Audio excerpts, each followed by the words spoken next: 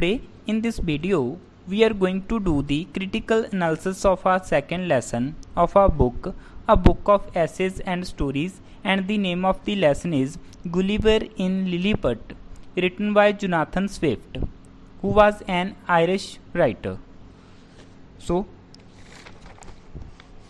Gulliver in Lilliput is an extract taken from Gulliver's Travels, a novel written by Jonathan Swift, who was an Irish writer.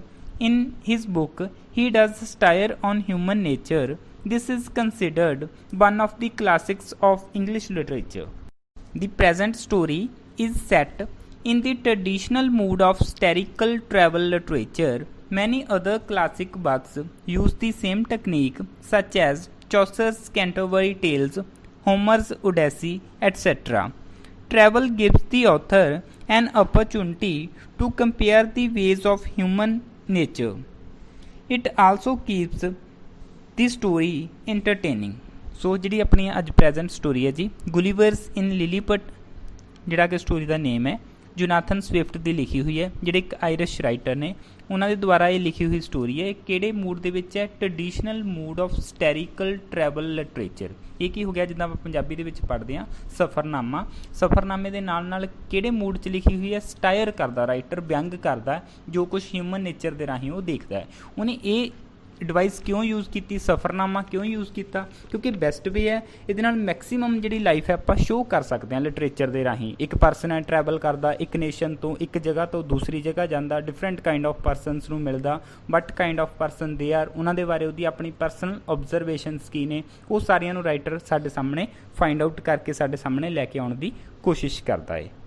ਇਸ ਤੋਂ ਬਿਨਾਂ ਵੀ writer ਸਾਨੂੰ ਕੀ ਦੱਸਿਆ ਗਿਆ ਕਿ ਹੋਰ ਵੀ ਇੰਗਲਿਸ਼ ਦੇ ਜਿਹੜੇ ਕਲਾਸਿਕ ਵਰਕ ਨੇ ਉਹ ਵੀ ਲਿਖੇ ਗਏ ਨੇ, ਇਹ ਡਿਵਾਈਸ ਯੂਜ਼ ਕੀਤੀ ਗਈ ਹੈ। ਜਿਵੇਂ ਕਿ ਚੌਸਰਸ ਨੇ, ਰਾਈਟਰ ਦਾ ਨੇਮ ਹੈ ਜਿਹੜਾ, ਉਹਨਾਂ ਨੇ ਕੈਂਟਰਬਰੀ ਟੇਲਸ ਆਪਣੀ ਜਿਹੜੀ ਸਟੋਰੀ ਆ, ਆਪਣੀ ਜਿਹੜੀ ਬੁੱਕ ਹੈ, ਉਹ ਸੇਮ ਟ੍ਰੈਡੀਸ਼ਨਲ ਮੈਥਡ ਜਿਹੜਾ ਕਿ ਟਰੈਵਲ ਵਾਲਾ ਮੈਥਡ ਹੈ ਉਹ ਯੂਜ਼ ਕੀਤਾ।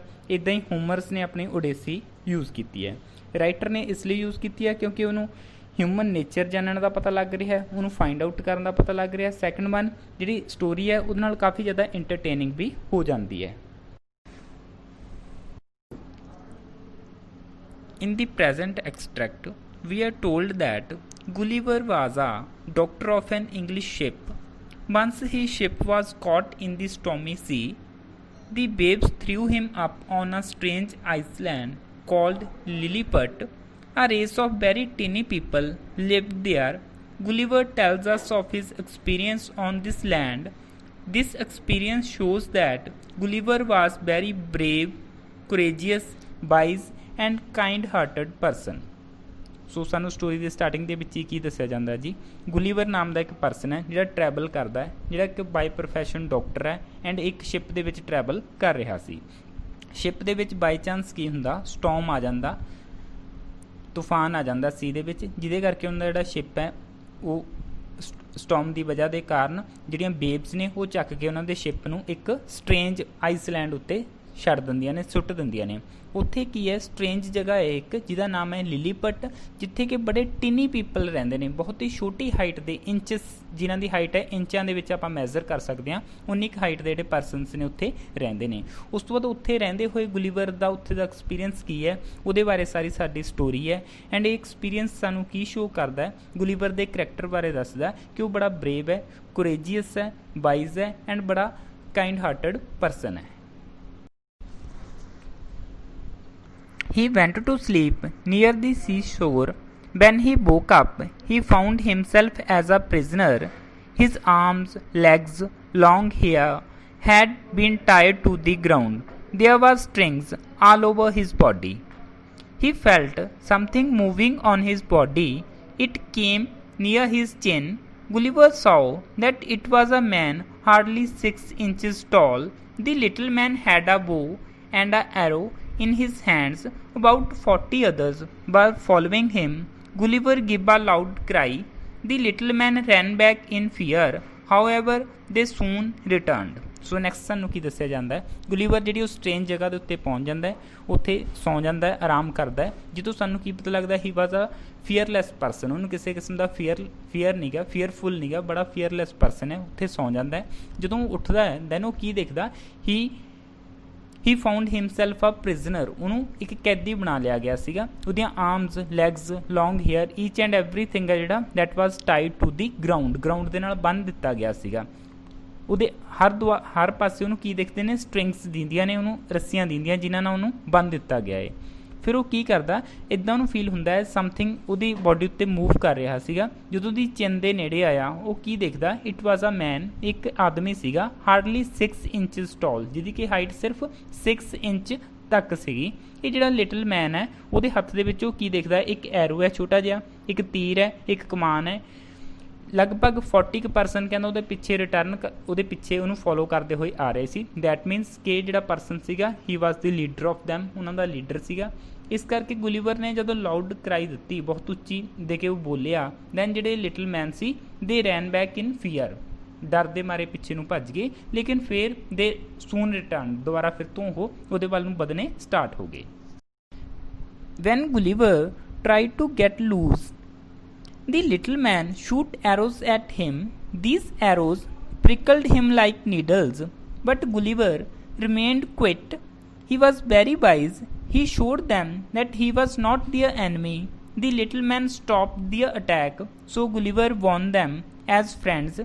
They brought food and drink for him.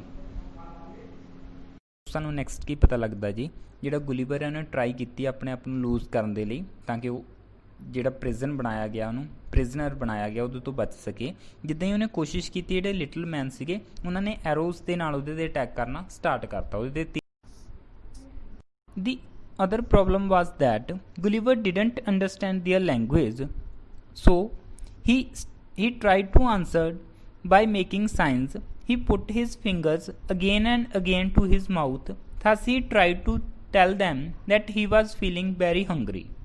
ਨਜ਼ਰ ਸਾਨੂੰ ਕੀ ਪਤਾ ਲੱਗਦਾ ਜੀ, ਜਿਹੜਾ ਗੁਲੀਵਰ ਹੈ ਬੜਾ ਫਿਰ ਤੋਂ ਸਾਨੂੰ ਪਤਾ ਲੱਗਦਾ ਕਿ ਵਾਈਜ਼ ਪਰਸਨ ਹੈ। ਉਹਨਾਂ ਦੀ ਲੈਂਗੁਏਜ ਤਾਂ ਨਹੀਂ ਸਮਝਦਾ, ਜਿਹੜੇ ਟਿਨੀ ਪੀਪਲ ਨੇ ਉਹਨਾਂ ਦੀ ਲੈਂਗੁਏਜ ਨਾ ਸਮਝਣ ਦੇ ਕਾਰਨ ਉਹਨੇ ਸਾਇੰਸ ਤੋਂ ਕੰਮ ਲਿਆ। ਆਪਣੇ ਹੈਂਡਸ ਤੇ ਆਪਣੀਆਂ ਜਿਹੜੀਆਂ ਫਿੰਗਰਸ ਨੇ ਬਾਰ-ਬਾਰ ਆਪਣੇ ਮੂੰਹ 'ਚ ਪਾਈਆਂ, ਜਿਹਦੇ ਰਾਹੀਂ ਉਹਨੇ ਕੀ ਸ਼ੋਅ ਕਰਤਾ, that he was feeling very hungry and he wanted some food, ਕਿ ਉਹਨੂੰ ਕੁਛ ਫੂਡ ਦੀ ਲੋੜ ਸੀ, ਉਹ ਬੜਾ ਹੰਗਰੀ ਫੀਲ ਕਰ ਰਿਹਾ ਸੀ। In order to give him food, many ladders were put against Gulliver's side. About 100 little men climbed up the ladders. They had with them baskets full of meat. Gulliver ate them all in no time. He drank off 2 casks of wine also. He asked for more, but they were left with no food and drink. They wondered over Gulliver's size and appetite. They shouted with joy at their wonderful discovery. They started dancing upon Gulliver's body. Next ਸਾਨੂੰ ਕੀ ਪਤਾ ਲੱਗਦਾ ਹੈ, ਕਾਫੀ ਜ਼ਿਆਦਾ ਲੈਡਰਸ ਦੀ ਮਦਦ ਦੇ ਨਾਲ, ਪੌੜੀਆਂ ਦੀ ਮਦਦ ਦੇ ਨਾਲ ਉਹ ਜਿਹੜੇ 100 ਦੇ ਕਰੀਬ ਜਿਹੜੇ ਲਿਟਲ ਮੈਨ ਨੇ ਉਹਨਾਂ ਨੇ ਫੂਡ ਅਤੇ ਜਿਹੜੀ ਡਰਿੰਕ ਹੈ ਲੈ ਕੇ ਗਏ। ਗੁਲੀਵਰ ਨੇ ਸਾਰੀਆਂ ਚੀਜ਼ਾਂ ਨੂੰ ਕੁਝ ਕੁ ਮਿੰਟਾਂ ਦੇ ਵਿੱਚ ਹੀ ਖਾ ਲਿਆ। ਉਹ ਬੜੇ ਖੁਸ਼ ਸੀਗੇ ਉਹਦਾ ਸਾਈਜ਼ ਦੇਖ ਕੇ, ਇਸ ਲਈ ਉਹਨਾਂ ਨੂੰ ਲੱਗ ਰਿਹਾ ਸੀ ਉਹਨਾਂ ਨੇ ਇੱਕ ਯੂਨੀਕ ਕਾਈਂਡ ਆਫ ਡਿਸਕਵਰੀ ਕਰ ਲਈ ਹੈ, ਇਸ ਲਈ ਉਹਦੀ ਬੋਡੀ ਦੇ ਉੱਤੇ ਬੜੀ ਖੁਸ਼ੀ ਦੇ ਵਿੱਚ ਨੱਚ ਰਹੇ ਸੀਗੇ। This we came to know that Gulliver was not a cruel man. He was very kind-hearted. He could face the largest armies of those little men. They were no match for him. He could catch and kill them, but he didn't want to be cruel. He remained quiet when they climbed up his body. In short, we can say that Gulliver was a great adventurer. He was brave, fearless and resourceful person.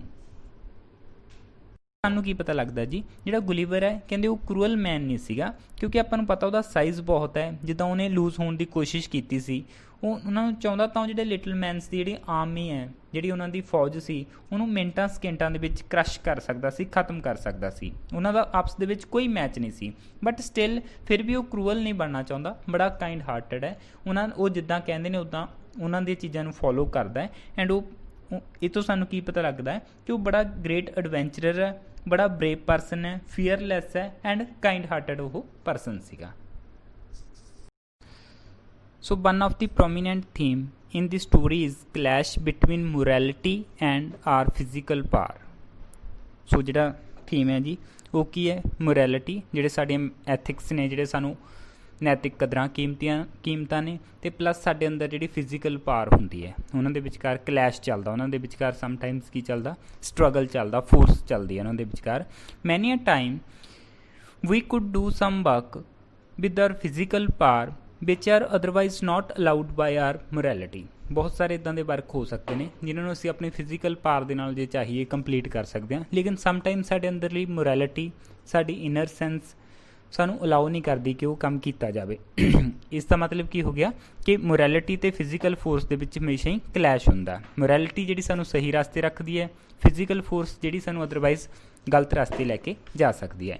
In the story we find, ਸਾਨੂੰ story 'ਚ ਕੀ find out ਕਰਦਾ that the Gulliver was a very strong person as compare to the tiny people of Lilliput. Lilliput ਦੇ ਜਿਹੜੇ ਟਿਨੀ people ਸੀ ਉਹਨਾਂ ਦੇ comparison 'ਚ ਬੜਾ ਸਟਰੋਂਗ ਸੀਗਾ, but still he did follow his morality, ਆਪਣੀ ਮੋਰੈਲਿਟੀ ਨੂੰ ਫੋਲੋ ਕਰਦਾ। He didn't use his physical power, ਆਪਣੀ ਫਿਜ਼ੀਕਲ ਪਾਵਰ ਨੂੰ ਯੂਜ਼ ਨਹੀਂ ਕਰਦਾ। So he became a kind hearted person, ਇਸ ਲਈ ਉਹ ਕਾਈਂਡ ਹਾਰਟਡ ਪਰਸਨ ਬਣ ਜਾਂਦਾ ਹੈ ਸਟੋਰੀ ਦੇ ਵਿੱਚ। If we talk about the symbols in the story, so the habitat of Lilliput symbolizes human beings who are always filled with excessive pride in spite of the fact that their existence is quite temporary. On the other hand, Gulliver symbolizes God who is always merciful